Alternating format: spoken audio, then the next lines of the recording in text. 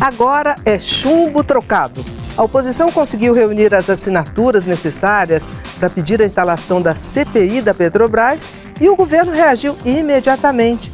Quer apresentar um adendo a este pedido de CPI e investigar também o caso do metrô de São Paulo, a CEMIG, e o porto de Suape, em Pernambuco. Isso para tentar atingir Aécio Neves e Eduardo Campos. E mais susto para o governo. As mais recentes pesquisas mostram queda na avaliação do governo em todas as áreas. E o ministro Guido Mantega já tem aquele troféu que queria. É quem ocupa há mais tempo o cargo de comandante da economia brasileira. Tudo isso nós vamos falar aqui no Fatos e Versões dessa semana. Os meus convidados são o Bruno Bogossian, da Folha de São Paulo. Obrigada, Bruno. E o Ribamar Oliveira, do jornal Valor Econômico. Obrigada, Ribamar, por ter vindo. E vamos começar falando da CPI, o assunto da semana. Já com as assinaturas necessárias para abrir a CPI no Senado, a oposição agora quer correr para dar início à investigação. Mas o governo reage, é claro, quer pisar no freio. Vamos ver. Com a ajuda de aliados do governo, a oposição conseguiu 28 assinaturas para instalar a CPI da Petrobras. Mas o PSB de Eduardo Campos que deu apoio decisivo. Com a guerra eleitoral declarada, o governo quer incluir na CPI tudo o que puder respingar no PSDB e no PSB, do Porto de Suape, em Pernambuco, aos trens e metrôs de São Paulo. Para reconstruir a relação com o Congresso, a presidente Dilma mudou a articulação política. Na pasta de Relações Institucionais, sai Deli Salvati e entra Ricardo Berzoini. Bom, vai começar uma guerra no Congresso muito nítida, né? A gente viu no final dessa semana esse embate está cada vez mais claro. Você acha que a oposição, que os governistas vão conseguir mudar o rumo da CPI para investigar mais coisas? Eles estão tentando e acham que sim. Na quinta-feira, os senadores do PT mandaram assessores para a consultoria legislativa do Senado para tentar rastrear todas as brechas possíveis para poder ampliar o escopo dessa CPI. A ideia é, pelo menos, colocar algumas menções a outros casos, como o caso de Suape e da CEMIG, para tentar atingir exatamente Eduardo Campos e o Aécio Neves, mesmo que eles não saibam exatamente o que investigar. O deputado Vicentinho do PT disse que isso entraria na investigação, mas não soube explicar exatamente qual era o problema. Foi uma orientação do Aloysio Mercadante. Ele saiu do Planalto e chegou lá com essa missão. Essa é mais uma articulação do Mercadante. A CPI do setor de energia e de transporte, né? Tudo amplo, né? Exatamente. É uma tentativa, segundo os assessores do Planalto, é uma tentativa de passar o Brasil a limpo. Enfim, dar um caráter de combate à corrupção de maneira geral para poder também justificar essa ampliação da CPI. Mas para investigar a Petrobras vai ter muito trabalho, né, Ribamar? Porque todo dia surge um fato novo. A impressão que me dá, Cristiano, é que, sinceramente, parece até que ninguém do governo e nem da Petrobras leu o acordo que foi assinado. Quer dizer, todo mundo não sabia de alguma coisa. Só leu o resumo executivo, né? Só aquele resuminho. Só aquele resuminho de 2 páginas e meia, né? Porque todo dia uma pessoa disse que não sabia. Agora nós estamos vendo aí que o presidente da subsidiária da Petrobras nos Estados Unidos, né, a Petrobras América, disse que não participou de nada, não foi consultado em nada desse acordo. Fora a ligeireza, né, que o acordo foi assinado, uma coisa muito rápida para o tamanho do negócio. Tem muita coisa mal explicada e tem muita gente que não fala nada, né? Eu não vi o Lula se pronunciar sobre isso, os petistas das redes sociais também não estão falando muito. Eu acho que quem está mostrando a cara é a senadora Gleice Hoffmann, que está ali na tribuna dia e noite defendendo a oposição, batendo diariamente, né? E eu acho que o governo foi tomado de uma surpresa, porque, afinal, o que criou a CPI foi a nota da Dilma. Exatamente. Né? A presidente soltou aquela nota e aí deu combustível para tudo isso. E em seguida, os líderes governistas dizendo que era bom. Então, se uma coisa é boa, mas é ruim ao mesmo tempo, que fica uma coisa incompreensível. Eles não têm uma linha para dizer se o negócio foi bom, mas a Dilma falou que foi ruim, ou se era bom na época, mas agora se mostrou ruim, ou se foi alguma coisa que demitiu o Cerveró, porque agora o grande pavor é mesmo Paulo Roberto da Costa. Esse é o temor, porque eles não sabem o que pode sair dali. O objeto de desejo da investigação é a ata, né, a gravação do dia da reunião do Conselho de Administração da Petrobras para saber exatamente o que aconteceu naquela reunião. Mas eu acho que que essa fita não vai aparecer. E a oposição no Congresso está em contato com o Cerveró para tentar levá-lo para prestar depoimento. Ele já chegou a falar com intermediários, na verdade, de alguns deputados do PSDB. Mas parece, os próprios parlamentares da oposição acreditam que o Cerveró, quando dá sinais de que pode ir ao Congresso, está, na verdade, querendo só pressionar o governo. Eles mesmos não têm muita esperança de que ele apareça. E a experiência anterior com o CPI, assim, a pessoa... Ela disse que não, ela disse que constitucionalmente ela pode não falar nada, ficar calada. Quer dizer, na verdade, o que movimenta a CPI são os documentos que são obtidos com a investigação. Né, aquelas antigas CPI que tinha o Zé Dirceu, que tinha o Mercadante, tinha o Valdomiro, exatamente, que os documentos chegavam mais cedo. Ninguém vazava nada para a imprensa. Os documentos chegavam antes das denúncias, né? Hoje é muito diferente. Agora, tem muita coisa que com CPI ou sem CPI vai ter que ser explicado e o governo ainda não sabe de que maneira isso vai se dar.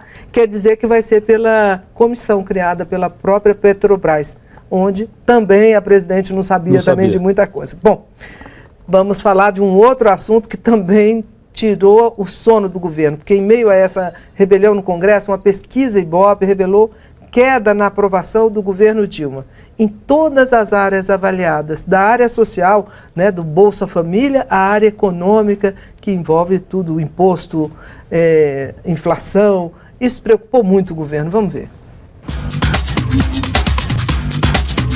Entre os que consideram o governo Dilma bom ou ótimo, a queda foi de 7 pontos percentuais e se deu entre eleitores de pequenas cidades, mais fiéis ao governo, e entre o público jovem. A pesquisa caiu como uma bomba no Palácio do Planalto.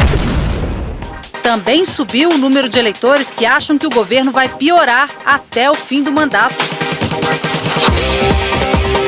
A principal insatisfação com o governo é com a saúde, a inflação, a segurança e a educação. Isso preocupou tanto o governo, porque quando há uma reprovação da área, não é uma coisa de 51, não, é 77% reprova a educação, 76% reprova o imposto. Então isso preocupou muito o governo. Teve até uma reunião lá no Palácio do Planalto e a decisão foi que o ministro Mercadante devia falar. Vamos ver o que disse o ministro Mercadante.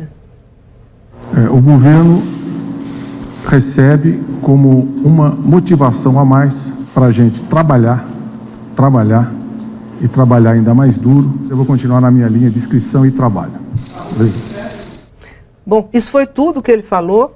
Pelo que a gente viu, ele não está nada contente com a situação e ele não permitiu nenhuma pergunta, foi assim uma declaração, uma comunicação. O fato é que o governo está muito preocupado, não é só com essa pesquisa Ibope, porque tem outras sondagens que estão sendo feitas, é claro que o governo acompanha, e eu fui a um debate com presidentes de institutos em São Paulo na segunda-feira e a conclusão é a seguinte: a esta altura não existe candidato favorito, porque são tantas as variáveis daqui até o dia da eleição que mesmo a presidente com 40% de intenção de votos não pode ser considerada favorita por causa da Copa do Mundo, porque é quem mais pode perder com qualquer evento de Copa do Mundo. Manifestações, né? Exatamente. Essa eleição é uma eleição que vai ser resolvida em 2 turnos. Então tem um monte de questões que não são muito animadoras, ou seja, eles vão ter que trabalhar, como disse... E a pesquisa mostra, né, Cristiana, um desgaste muito grande do governo, né, porque ela é mal avaliado em todos os seus programas.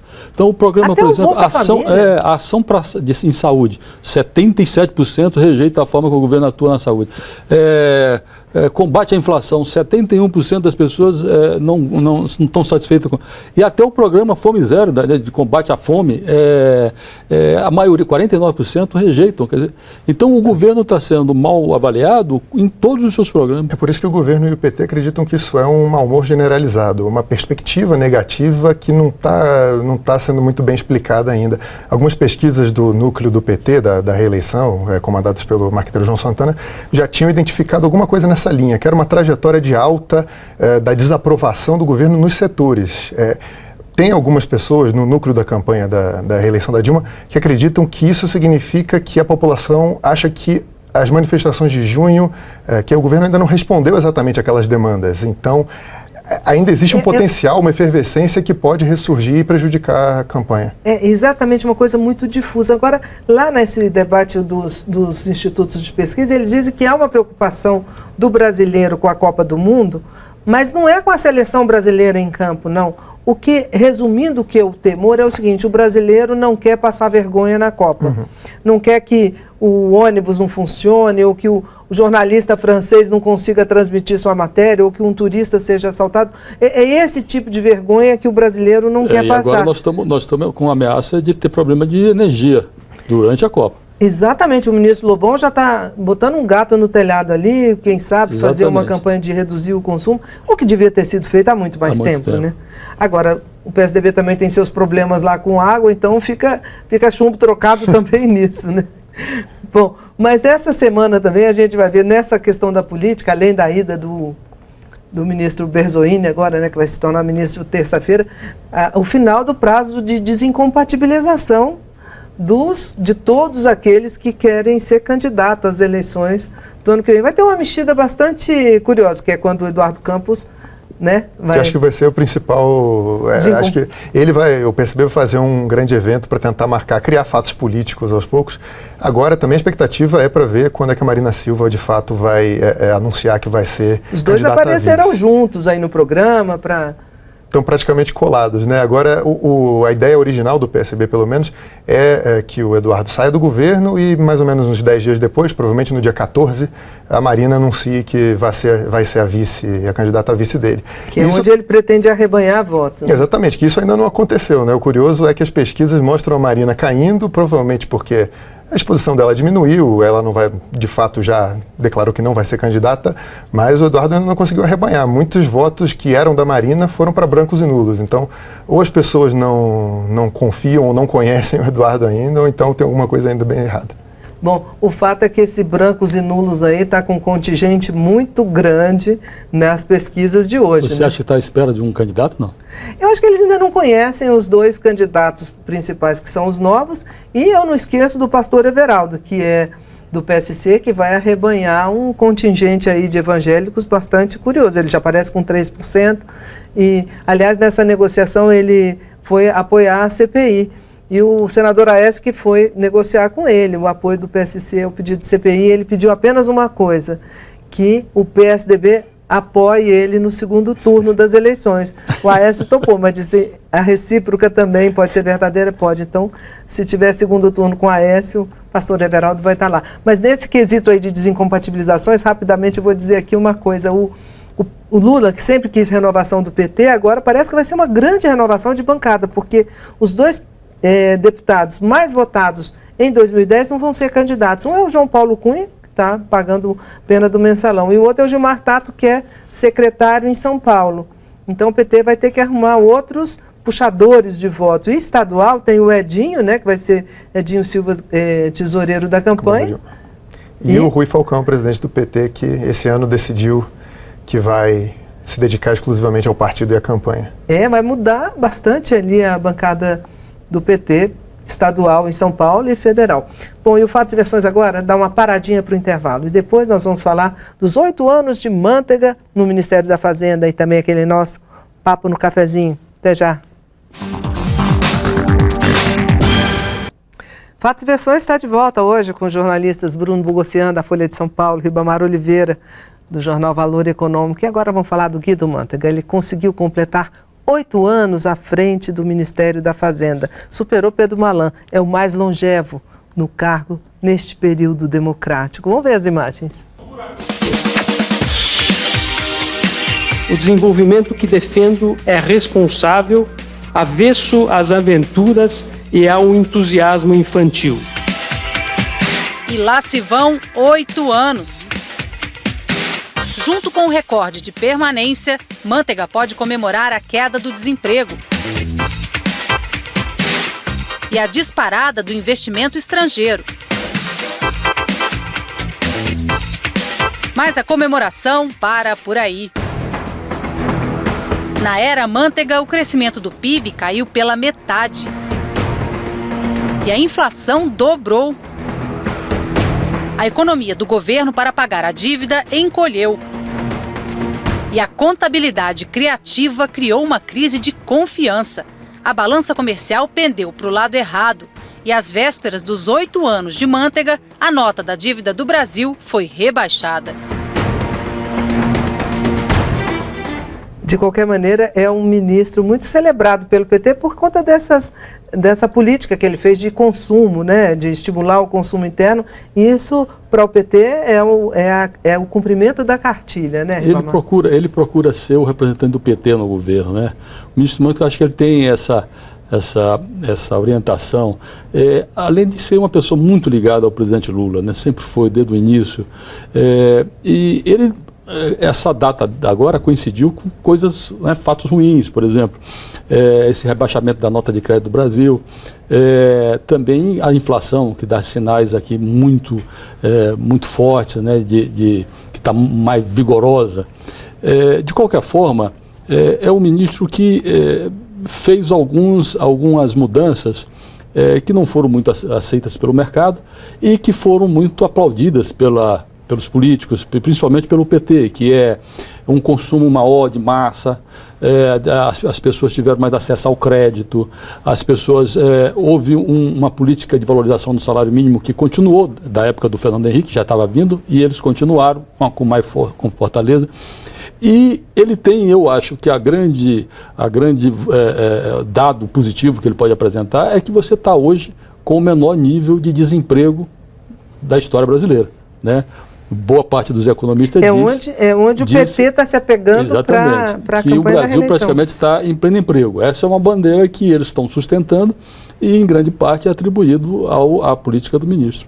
Apesar dos ataques que ele sofre de lado a lado, alguns bons petistas, um bom número de petistas, de fato, acredita que ele fez uma boa gestão, porque acreditam que o governo não tem que se curvar ao mercado. Então, até quando ele sofre algumas críticas dos empresários, alguns petistas ainda comemoram, dizendo que acham que ele fez o certo.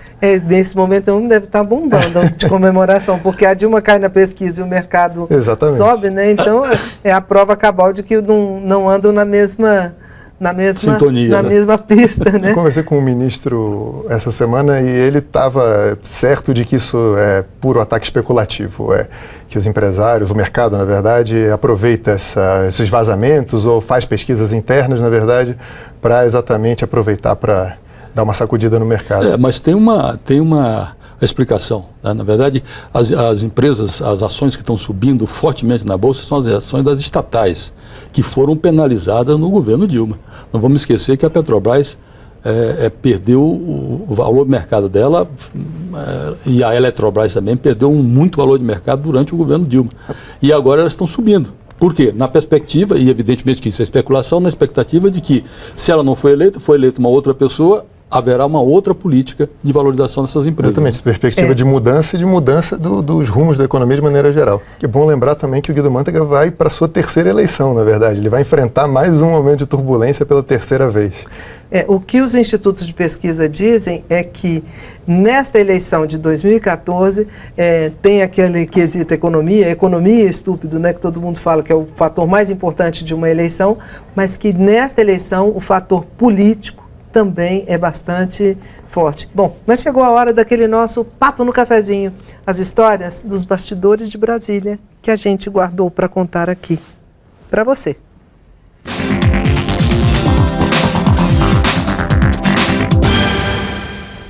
Eu vou contar uma historinha que foi muito lembrada essa semana, que com a queda da Dilma na pesquisa, o Volta Lula vem com tudo, né? Então, houve a lembrança de um fato que ocorreu, que só Ribamar e eu, que somos antigos aqui, nós vamos lembrar, Bruno, depois você vai contar outras histórias. Mas, em 1984, Tancredo era candidato contra o Maluf. E a candidatura do Tancredo já estava robusta e houve um temor de que o Maluf desistisse. O Tancredo não queria ir sozinho para o colégio eleitoral. Então, ele fez uma entrevista coletiva no Hotel Nacional aqui em Brasília, em off. Em off é aquele que não conta quem está falando, né? Dizendo que estava temendo muito a desistência do Maluf.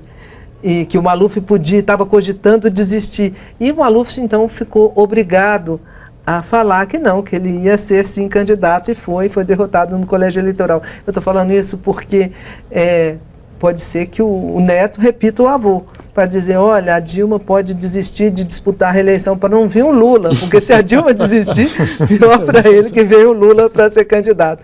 Então, essa história foi bastante lembrada, porque os dois candidatos mais adversários aí querem enfrentar a Dilma e não o Lula, né? Exatamente. Bom, meu cafezinho é sobre essa última mexida no Ministério que deve acontecer na semana que vem.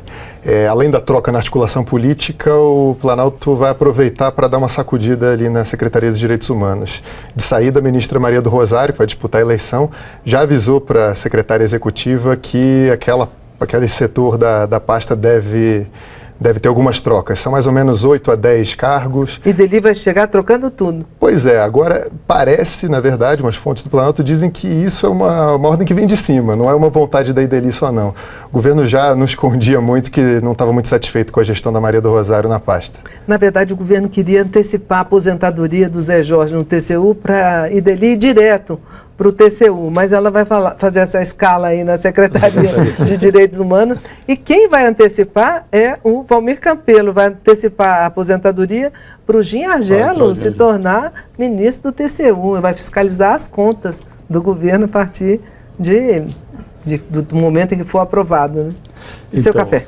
O meu cafezinho é uma informação que está chegando nos líderes dos partidos governistas, de que o cenário mais provável é que a inflação vai atingir o nível mais elevado desse ano, justamente nos 2 meses que antecedem as eleições. E tem economista que acha que a inflação vai estourar o teto da meta, que é de 6,5%. E a pressão que está vindo mais é dos alimentos, ou seja, que afeta diretamente os eleitores de renda mais baixa, né? Então o cenário é o seguinte, é de preços em alta e crescimento baixinho, que é muito diferente do cenário quando a Dilma foi eleita presidente, né? Que a economia em 2010 a economia estava crescendo 7% e a inflação estava abaixo de 6%. Quer dizer, ninguém se preocupava naquela época com inflação. E o governo ainda não conseguiu calcular se a falta de chuva que está prejudicando o abastecimento de água e possivelmente também o abastecimento de energia pode pressionar o preço dos alimentos, né? Isso acho que ainda não entrou na conta. Pode ser um fator... É um choque de alimentos, é o que está... Gente, eu acho que é inferno astral, né? Vamos ver o que vai ser na semana que vem. Na posse dos novos ministros, eu quero ver como vai ser a convivência ali de Aloysio Mercadante com Ricardo Berzoini, os dois já atuaram juntos. Em outros, eu não vou falar aquela palavra que eles atuaram naquela campanha que deu muita confusão, enfim. Vamos ver como eles vão atuar. A aposta semana que vem é CPI da Petrobras. CPI, como diz o outro. Né? Tem que saber se as manobras de lado a lado, seja da oposição para saber se vai fazer uma CPI mista, uma CPI só no Senado, do governo para ver se vai conseguir investigar os escândalos do PSDB, do PSB. Isso ainda vai dar muito pano para manga. E a convivência de Aloysio Mercadante com Ricardo Berzoini. Mas o Fatos e Versões termina por aqui. Se você tem alguma sugestão, crítica ou comentário, entre em contato com a gente. O nosso telefone é 4002-2884 e o custo é de uma ligação local. Ou então pela internet no www.falecoaglobonews.com.br. Quero agradecer aos meus convidados. Bruno, muito obrigada por ter vindo. Ribamar, muito obrigada. E eu quero agradecer principalmente a você, assinante, pela audiência. Tchau! Semana que vem, Carlos Monforte vai estar aqui. Até a volta!